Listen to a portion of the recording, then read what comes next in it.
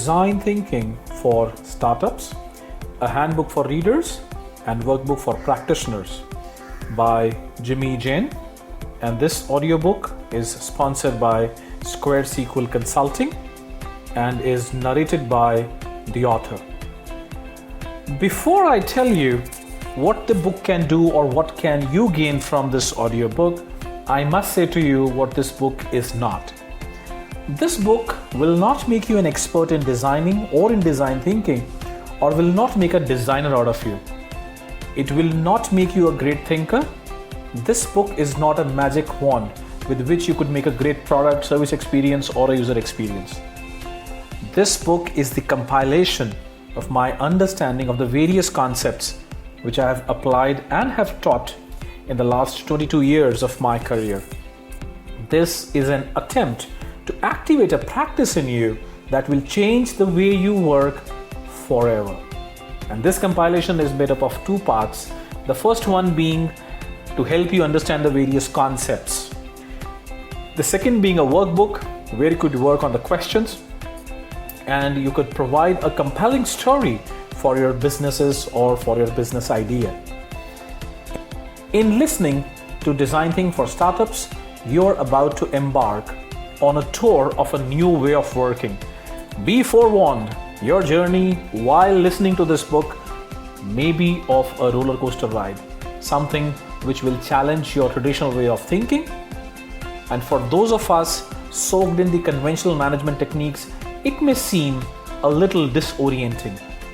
And I wish you would enjoy listening and creating your own blueprint for success. Join me on this lovely journey. Chapter 1. I create, I take risks, I live my passion, I am an entrepreneur. The first step. Everyone knows that new startups are born every day. Well, they also die very often. However, many of them exist in the world. And here are some numbers. According to a study, there are 472 million entrepreneurs in the world and about 100 million startups open up annually. I would like to read the figures again.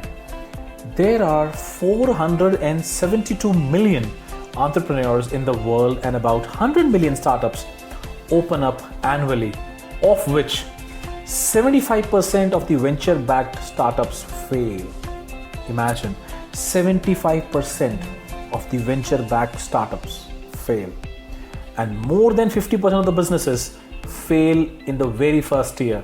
And another 30% of new businesses fail during the first 2 years of being open. And another 50% during the first 5 years. I don't want to put up a very pessimistic picture, but these are some numbers worth considering. Now, with these numbers around us, what are the chances or what is the possibility that your startup will succeed? Is there a way you could find a way out? Or is there a way to be successful? Or is there a way to change these failure figures? Or is there a way to beat the trend? Is there a way to get the entry into the coveted unicorn club?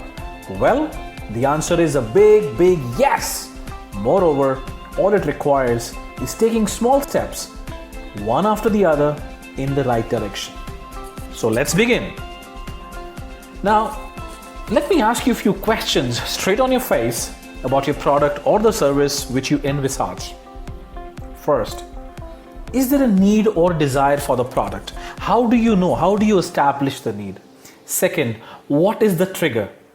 Is this a new product you intend to invent, or is it a breakthrough idea to revolutionize the current marketplace?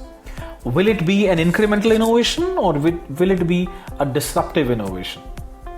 Third, did you identify any pain area which you mean to address? What problem of your user or your customer your product, your service is going to solve? Can the customers buy it? Next, why should anybody buy your idea or your product or service? What experience you would provide which is different from the way the need is met currently? Is it affordable? Is it a mass market product, or are you looking at a niche market? Sixth, Is the size of the potential market adequate? What is the current market size? Have you identified it? Do you know what is the pie? 7th, who are the major players? How is the need currently met? What is that they are doing right now? And how do you think that you will also be able to take care of the users while these big players are already there? 8th, how do you intend to make inroads? How do you make people aware of your products or services? 9th, is the opportunity big enough, or is it just fishing in the dry pond? Are you sure there is going to be adequate market? 10th, could it be created with available technology and materials, or would it require a breakthrough of some sort? 11, what is your big idea? Is it revolutionary? Will it make people sit and take notice? 12th, will the final product or service satisfy the market? What evidence do you have for that? 13th, how do you ensure that the product or service you intended actually is serving or doing what it was meant to do? 14th, what are the checks? What is the feedback mechanism? How you are going to close the loop with your user, your customers? And the last one, the 15th, how are you simplifying? Now the reason why I say how very simplifying is, if you are able to share the information to the lowest denominator, they become simply automatically very, very simple. However, very, very profound. If you look at these 15 questions, my recommendation is listen to these 15 questions again and diligently answer them.